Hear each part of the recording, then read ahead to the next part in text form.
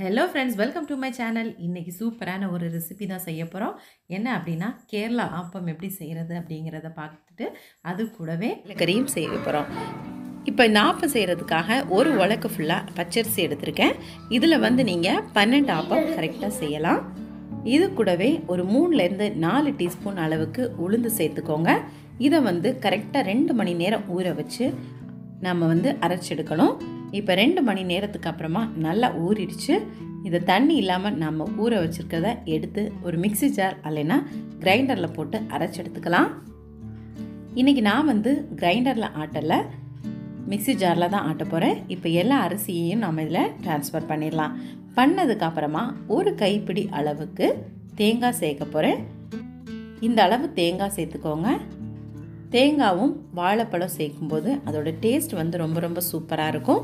அதனால தான் நான் இது ரெண்டையுமே ஆட் பண்ணுறேன். இப்போது ஒரு வாழைப்பழம், புளிப்பாக இருக்கிற வாழைப்பழம், அதாவது நல்லா கனிஞ்ச வாழைப்பழமாக எடுத்துக்கோங்க. இப்போது கொஞ்சம் தேவையான அளவு தண்ணி சேர்த்துக்கோங்க. தண்ணி சேர்த்து நல்லா ஃபைன் பேஸ்ட்டாக மிக்சி ஜாரில் அரைச்சி எடுத்துக்கோங்க. இப்போ நான் வந்து இதை 2 தடவை அரைச்சி எடுக்க போகிறேன். இப்போ ஃபஸ்ட் டைம் அரைச்சி எடுத்துட்டேன். இந்த மாதிரி ஃபைன் பேஸ்ட்டாக அரையணும். இந்த மாதிரி கன்சிஸ்டன்சியில் இருக்கணும். இந்த மாதிரி கன்சிஸ்டன்சி வந்தாலே ஆப்பம் நல்லா வரும் அப்படின்னு நாம் இன்றைக்கே கெஸ் பண்ணிடலாம். எல்லா அரிசியுமே அரைச்சி இந்த மாதிரி கன்சிஸ்டன்சியில் எடுத்து அப்படியே மூடி வச்சுருங்க. இப்போ சுண்டலை ஊற போட்டுக்கலாம். சுண்டல் வந்து கரெக்டாக நைட் ஃபுல்லாக ஊறினா கரெக்டாக இருக்கும். இப்போ நல்லா ஊறிடுச்சு. காலையில் 8 o'clock தான் நான் சமைக்க போகிறேன். இந்த சுண்டல் இப்போ நல்லா ஊறிடுச்சு. இதில் கொஞ்சமாக உப்பு சேர்த்து குக்கரில் ஒரு 5 விசில் விட்டு எடுத்துடலாம். இப்போ ஒரு பேனை ஹீட் பண்ணிடுங்க. அதில் நாம் தேங்காய் போட்டு வறுக்க போகிறோம். தேங்காய் வந்து ஒரு கைப்பிடி ஃபுல்லாகவே நீங்கள் வந்து ஆட் பண்ணிட்டீங்கன்னா போதுமானது. இந்த கிரேவி வந்து ரொம்ப திக்காக இருக்கணும், அப்போ தான் நல்லாயிருக்கும். இப்போ நான் ஹை ஃப்ளேம் யூஸ் பண்ணி இதை வதக்க போகிறேன். நம்ம இதை வறுத்து எடுக்கும்போது ஹை ஃப்ளேம் யூஸ் பண்ணிக்கலாம். அப்புறம் லைட்டாக வருந்ததும் மீடியம் ஃப்ளேம் யூஸ் பண்ணுங்கள், இல்லைன்னா ரொம்ப கருகி போயிடும்.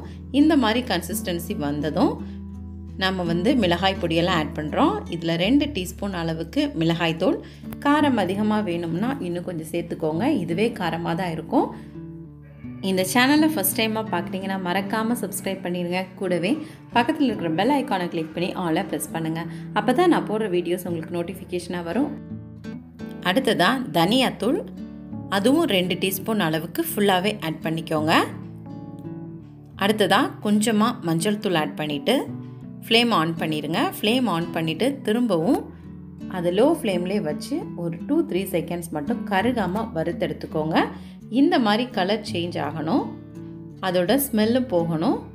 இப்போ இந்த மாதிரி கலர் சேஞ்ச் ஆனோடனே இதில் 1 டீஸ்பூன் அளவுக்கு சோம்பு சேர்த்துக்கோங்க. சோம்பு இதில் ரொம்ப ரொம்ப முக்கியமானது. அதோட ஃப்ளேவர் இருந்தால் தான் இந்த குழம்பு ரொம்ப டேஸ்டியாக இருக்கும். இப்போ ஃப்ளேம் ஆஃப் பண்ணிவிட்டு இதை மிக்சி ஜாரில் போட்டு ஃபைன் பேஸ்ட்டாக அரைச்சி எடுத்துக்கோங்க. இப்போ திரும்ப ஒரு பேனை ஹீட் பண்ணி அதில் 1 டீஸ்பூன் அளவுக்கு எண்ணெய் சேர்த்துக்கோங்க. எண்ணெய் அதிகமாக சேர்க்க வேண்டாம். இப்போ இதில் ஒரு பெரிய வெங்காயத்தை இந்த மாதிரி நீட்டமாக கட் பண்ணி இதை நம்ம வதக்கி எடுக்க போகிறோம். இப்போ பெரிய வெங்காயம் ஃபுல்லாகவே ஆட் பண்ணியாச்சு. இது டிரான்ஸ்பரண்டாக நல்லா குக் ஆகட்டும். குக் ஆகிறதுக்குள்ளால் அடுத்த ஸ்டவ்வில் நாம் கடலைக்கறியை ரெடி பண்ணிக்கலாம். அதுக்காக நாம் வேக வச்ச தண்ணியோட இந்த கடலையை ஒரு பேனில் ஊற்றிடலாம். இப்போ இது கொதிக்க ஆரம்பிக்கட்டும். இப்போ அந்த ஸ்டேஜில் வந்து நாம் அரைச்சி வச்சுருக்கிற தேங்காய் விழுதை இதில் ஆட் பண்ணி மிக்ஸ் பண்ணி விட்டுடலாம். இப்போ நான் இந்த குழம்புல இருந்து ஒரு 2 ஸ்பூன் அளவுக்கு கடலை எடுத்துக்கிறேன். இதை வந்து நாம் அரைக்க போகிறோம். அதுக்காக தான். எதுக்கு அப்படின்னா கிரேவியோட கன்சிஸ்டன்சி, அதாவது நல்லா திக்னஸ் கிடைக்கிறதுக்காக தான் இதை அரைச்சும் நம்ம சேர்க்க போகிறோம். இப்போது இந்த மாதிரி ஒரு தக்காளியை இதில் கட் பண்ணி ஆட் பண்ணிக்கோங்க. இதுவும் நல்லா வதங்கி வரட்டும். இப்போ இதை நல்லா வதக்கி விடலாம் இந்த மாதிரி. இப்போ நல்லா வதங்கிடுச்சு. இதில் 1/4 பாகம் எடுத்து நாம் வந்து குழம்புல சேர்த்துக்கலாம். மீதி பாகத்தை நாம் எடுத்து வச்சுருக்கிற கடலை கூட சேர்த்து இதை வந்து மிக்சி ஜாரில் போட்டு நல்லா அரைச்சி எடுத்துக்கலாம். இப்போ வெங்காயம் தக்காளி இதில் ஆட் பண்ணிட்டோம். இது வந்து நல்லா கொதிக்க ஆரம்பிக்கட்டும். கொதிக்கிறதுக்குள்ளேயே நாம் இந்த சுண்டலையும் வெங்காயம் தக்காளி பேஸ்ட்டை நம்ம அரைச்சி எடுத்துக்கலாம். இப்போ இதை ஃபைன் பேஸ்ட்டாக அரைச்சி எடுத்துக்கலாம். இப்போ இந்த குழம்புல இந்த ஃபைன் பேஸ்ட்டாக அரைச்ச சுண்டலையும் வெங்காயம் தக்காளி எல்லாத்தையும் கலந்து இதில் ஆட் பண்ணுறோம். இதை இந்த மாதிரி நல்லா மிக்ஸ் பண்ணி விட்டுருங்க. இப்போ வந்து இது ஒரு 10லேருந்து 15 மினிட்ஸ் வரைக்கும் நல்லா கொதிக்கணும். கொதித்து நல்ல திக்கான கன்சிஸ்டன்சிக்கு வந்ததும் ஃப்ளேம் ஆஃப் பண்ணணும். இப்போ தேவையான அளவு உப்பு சேர்த்துட்டோம். இப்போ இதை நல்லா மிக்ஸ் பண்ணி விட்டுக்கோங்க. இப்போ ஓரளவு நல்லா கொதிச்சிடுச்சு. இந்த ஸ்டேஜில் நம்ம கடுகு தாளிச்சு ஊற்றலாம். அதுக்காக தேங்காய் எண்ணெய் அல்லது கடலை எண்ணெய், இதில் கொஞ்சமாக கடுகு, சோம்பு, கருவேப்பிலை, கொஞ்சமாக வெங்காயம் அதை போட்டு நல்லா வதக்கி ஒரு 5லேருந்து 10 நிமிஷம் கொதிக்க வச்சு நல்லா திக்கானதும் ஃப்ளேம் ஆஃப் பண்ணிடுங்க. சூப்பரான கடலைக்கறி ரெடி ஆயிரும். இந்த கடலைக்கறியை வந்து ஆப்பத்தோடு சேர்த்து சாப்பிடும்போது ரொம்ப ரொம்ப டேஸ்டியாக இருக்கும். அதே மாதிரி முட்டைக்கறி, இந்த ரெண்டுமே ஆப்பத்துக்கு ரொம்ப ரொம்ப சூட்டபுளாக இருக்கும். நீங்கள் வந்து கண்டிப்பாக ட்ரை பண்ணுங்கள். நெக்ஸ்ட் டைமும் உங்களுக்கு சாப்பிட்ணும் அப்படின்னு தோணும். இப்போ ஆப்பம் எப்படி செய்யலான்னு பார்க்கலாம். நேற்றுக்கு ஆட்டி வச்ச மாவு அப்படியே இருக்குது. இப்போ ஓப்பன் பண்ணி உங்கள்கிட்ட காமிச்சிருக்கேன். மாவு கொஞ்சம் புளிச்சிருக்கு. இதில் வந்து நாம் சோடா உப்பு சேர்த்துக்கலாம். சோடா உப்பு கூடவே கொஞ்சமாக தேவையான அளவு உப்பு சேர்த்துக்கோங்க. இது ரெண்டையும் சேர்த்ததுக்கப்புறம் நல்லா மிக்ஸ் பண்ணுங்கள். சோடா உப்பு அதிகமாக சேர்க்க வேண்டாம். இப்போ நல்லா மிக்ஸ் பண்ணும்போதே உங்களுக்கு தெரியும் எந்த மாதிரி கன்சிஸ்டன்சியில் இருக்கணும். அதே மாதிரி மாவு வந்து புளிச்சிருக்கா, எப்படி ஆப்பம் வரும் அப்படிங்கிறது நீங்கள் கலக்கும் போதே உங்களுக்கு தெரிஞ்சிடும்.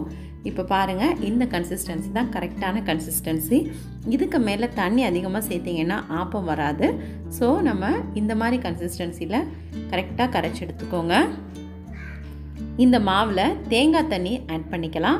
உங்கள்கிட்ட தேங்காய் தண்ணி இருந்தது அப்படின்னா நீங்கள் அரைக்கும் போதே தேங்காய் தண்ணி சேர்த்துக்கலாம். இல்லை நீங்கள் வந்து மாவை கெட்டியாக அரைச்சிட்டீங்க, தண்ணி தேவைப்படுதுன்னா தேங்காய் தண்ணி ஆட் பண்ணிக்கலாம். இப்போ இந்த மாவு கரெக்டான பதத்தில் இருக்குது. இப்போ ஒரு இரும்பு சட்டியை நல்லா சூட் பண்ணிக்கோங்க. இதில் வந்து ஹை ஃப்ளேம் யூஸ் பண்ணக்கூடாது. மீடியம் ஃப்ளேம்லேயே இந்த சட்டியை சூடு பண்ணி எடுத்துகிட்டு நல்லா எண்ணெய் தடவி 1 ஸ்பூன் அளவுக்கு மாவு மட்டும் சேர்த்துக்கோங்க. அதிகமாக சேர்க்காதீங்க. இப்போ இதை நல்லா ரொட்டேட் பண்ணுங்கள். கரெக்டாக ரவுண்ட் ஷேப்புக்கு வர அளவுக்கு ரொட்டேட் பண்ணுங்கள். ரொட்டேட் பண்ணதுக்கப்புறம் பாருங்கள், சூப்பராக அந்த சின்ன சின்ன ஹோலாக வருது. அப்போவே ஆப்பம் நல்லா வந்திருக்கு அப்படிங்கிறது நமக்கு தெரியும். நான் இப்போ மூடி போட போகிறேன். உங்களுக்கு காமிக்கிறதுக்காக தான் இவ்வளோ நேரம் காமிச்சேன். இப்போ இந்த ஆப்பத்தை நம்ம எடுத்துடலாம். எப்போவுமே ஆப்பம் செய்யும்போது ஹை ஃப்ளேம் யூஸ் பண்ணக்கூடாது, மீடியம் ஃப்ளேம் யூஸ் பண்ணுங்கள். இல்லை அப்படின்னா சென்டரில் கறிக்கிறோம். அதுக்காக தான் திரும்பவும் ஒரு ஆப்பத்தை நம்ம எடுத்துக்கலாம். இங்கே பாருங்கள், இப்போ எவ்வளோ கலர்ஃபுல்லாக வந்திருக்கு அப்படின்ட்டு.